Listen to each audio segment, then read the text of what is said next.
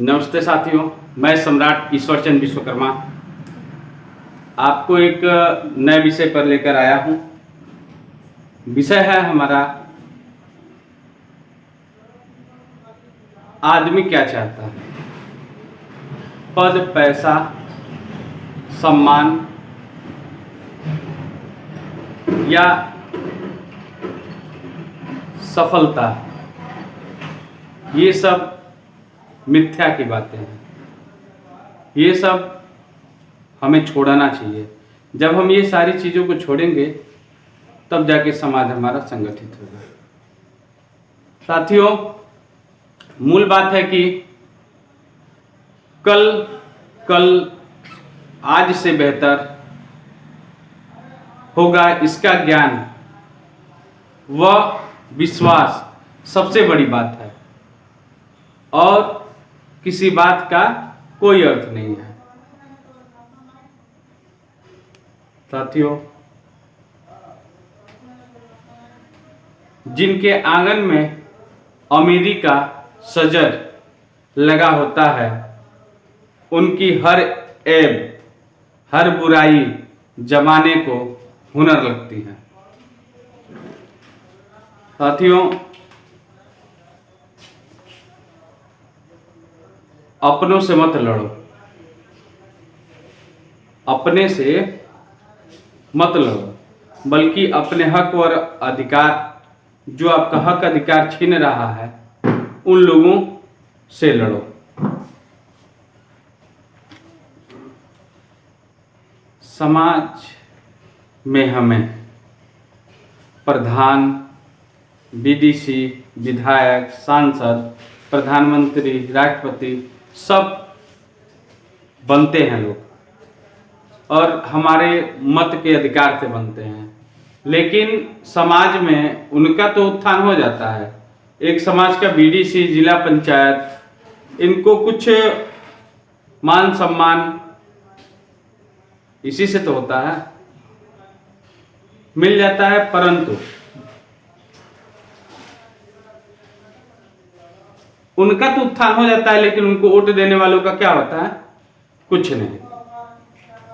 न कि समाज में उनको स्वास्थ्य मिलता है, न शिक्षा मिलती है, न सही सड़क, अच्छी सड़क मिलती है, और ना ही उनके बच्चों के भविष्य का निर्माण करने की बातें बस वोट करने तक ही रहती है। ऐसा कुछ नहीं मिलता है। फिर भी कुछ पद तो ऐसे हैं कि चुनाव बीतने के बाद 5 साल विधायक सांसद बनने के बाद भी उन्हें एक मोटी रकम पेंशन के रूप में मिल जाती है। लेकिन क्या हमारे समाज में हमारे वोटरों को क्या मिलता है? कुछ आज तक मिला? तो मिलता है साथियों। कुछ लोग एक वोट का 500 ले लेते हैं, कुछ 1 किलो मटन मुर्गा ले लेते हैं, कुछ 55-60 रुपए की शीशी बोतल ले लेते हैं। तो यह लेने से पहले क्या आपने सोचा कि आपके बच्चे का भविष्य कहां जाएगा? एक यदि गधे को खरीदने जाएंगे तो आपको 15 से 20 हजार रुपए लग जाएंगे गधा खरीदने में। लेकिन एक वोट लेने के लिए, एक वोट खरीदने के लिए 500 रुपए, 1 किलो मुर्गा। और मैं जिससे ही पूछता हूं, लगभग क्षेत्र में हर व्यक्तियों से पूछता हूं, क्या आप पैसे पे वोट दिए? तो बोलता है नहीं। मैं 3 लाख लोगों से पूछ चुका हूं, रोज पूछता हूं, और ये वीडियो के माध्यम से भी पूछता हूं। कोई ऐसा व्यक्ति नहीं आज तक मिला जो बोलता है कि मैं पैसे पे वोट देता हूं। लेकिन जब चुनाव आता है तो सारा दिखता है, कौन पैसा ले रहा है, कौन मुर्गा ले रहा है, कौन दारू ले रहा है। और न लेने वाला व्यक्ति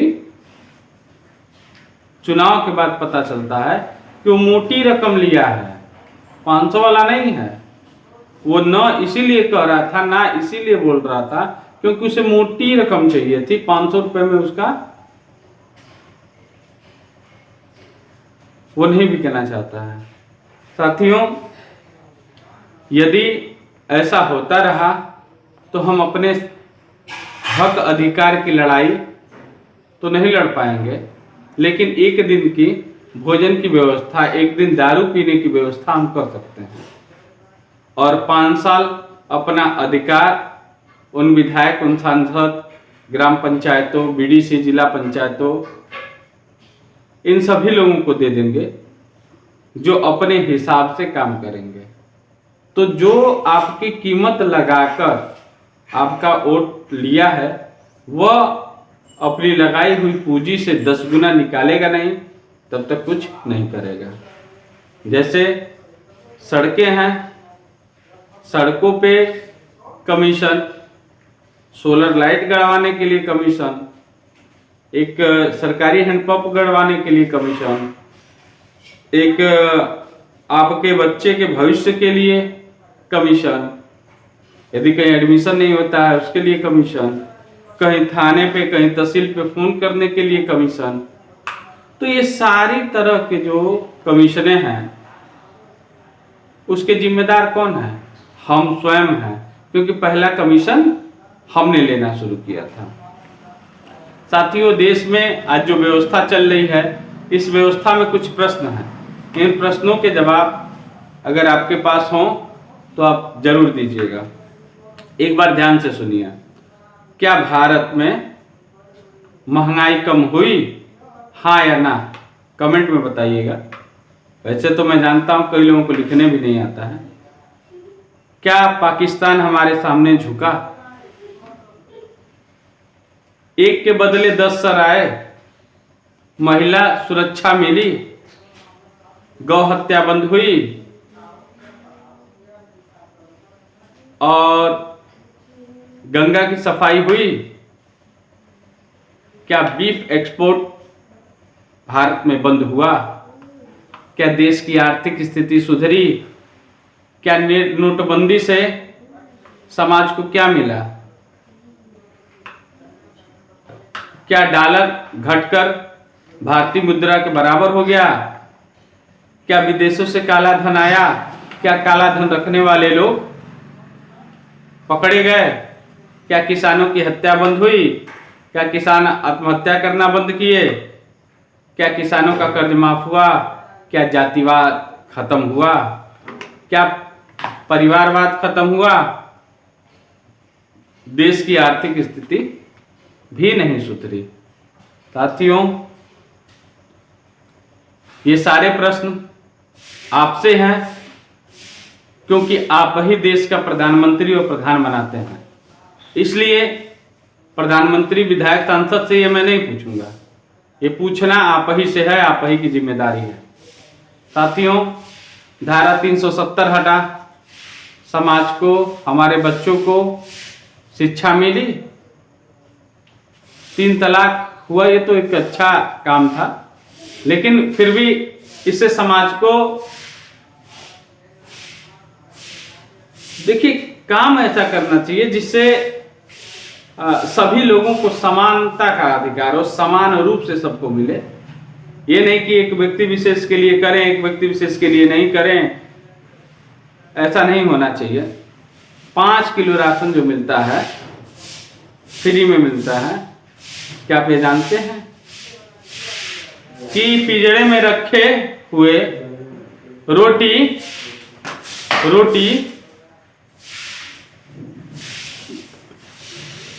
जो पिंजरे में रोटी रखा गया है, वो चूहे को फ्री में देने के लिए। क्यों फ्री में रखा गया है? क्योंकि इसलिए कि जब चूहा रोटी खाएगा तो पिंजरे में फंसेगा, तो उस पिंजरे में फ्री में रोटी इसीलिए रखी गई है कि लोग उसमें फंसे।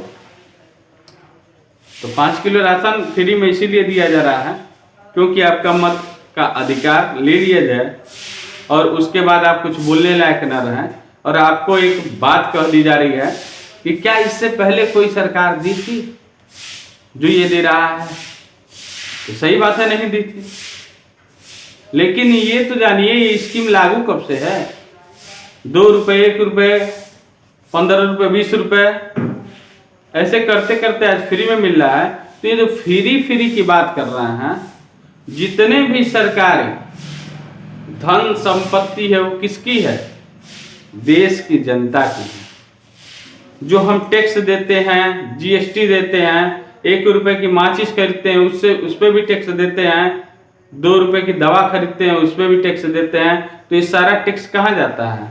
सरकार के पास जाता है। तो हमारे दिए हुए पैसे से हमें अनाज मिलता है, हमारे बच्चों को प्राइमरी में पढ़ने के नाम पर, खिचड़ी खिलाने के नाम पर, जो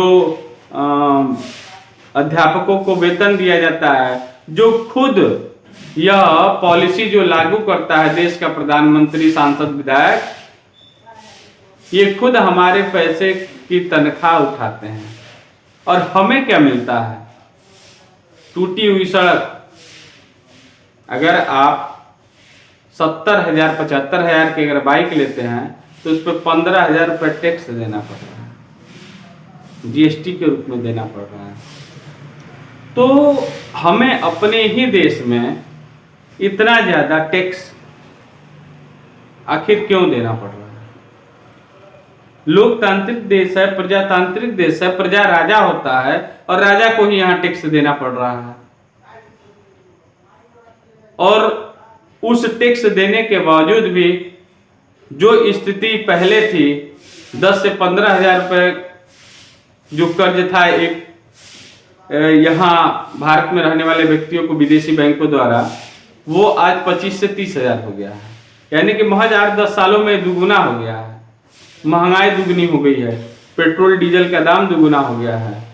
तो ये किस प्रकार से हमें जो लगान हम देते थे पहले अंग्रेजों को, चाहे मालगुजारी देते थे मुगलों को, तो क्या उस मालगुजारी का नाम, उस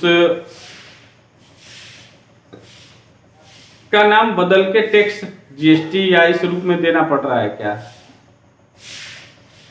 आपको अपने परिवार, टीवी, बच्चे, बीवी और 2 वक्त की रोटी कमाने से अगर फुर्सत मिले और बड़ी गाड़ियां खरीदने से फुर्सत मिले, गाड़ियों के बाद 4 लोग हैं, चारों लोगों के लिए गाड़ियां खरीदने का अगर मौका मिले तो आप खरीद लेंगे।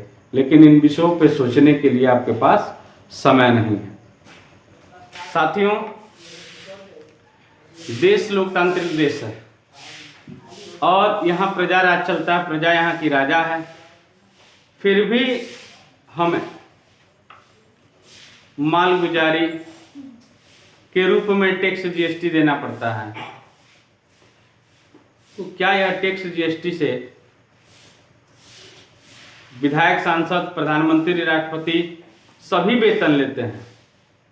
सबको वेतन मिलता है, सब रिटायरमेंट 5 साल होने के बाद भी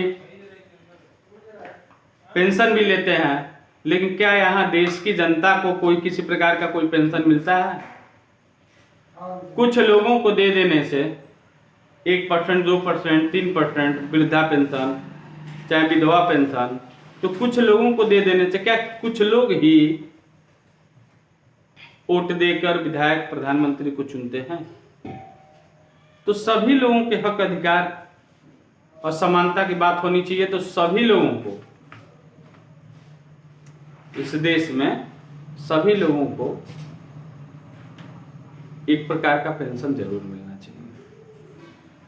अगर नहीं मिलेगा तो हमें यह कैसे पता चलेगा कि यह देश हमारा है और इस देश के जो व्यवस्था है वह हमारी है? मीडिया और अखबारों से सावधान नहीं रहेंगे तो इस प्रकार का माहौल भी बनाया जा रहा है, जो देखने को मिल रहा है, जो सुनने को मिल रहा है कि निर्दोष व्यक्ति को भी अपराधी बनाया जा सकता है यदि बार बार निर्दोष व्यक्ति, क्योंकि उस निर्दोष व्यक्ति को तो बोलने का मौका मिल नहीं रहा है। तो पेपर, अखबार जो है उससे यदि सावधान नहीं रहेंगे तो जो निर्दोष व्यक्ति है उसको भी अपराधी बनाया जा सकता है, बार बार एक ही बातों को कहकर। साथियों, जुल्म इतना बुरा नहीं है। साथियों, जुल्म इतना बुरा नहीं है जितना जुल्म सहने वाला व्यक्ति बुरा होता है। जुल्म इतना बुरा नहीं है जितना जुल्म सहने वाला व्यक्ति बुरा होता है। बोलना सीखो, तर्क करना सीखो, वरना आने वाली पीढ़ी गूंगी पैदा होगी। इन्हीं सब शब्दों के साथ साथियों, मैं चाहता हूं कि आपसे विदाई लेने का समय आ गया है। आपका सम्राट ईश्वर चंद्र विश्वकर्मा, नमस्कार।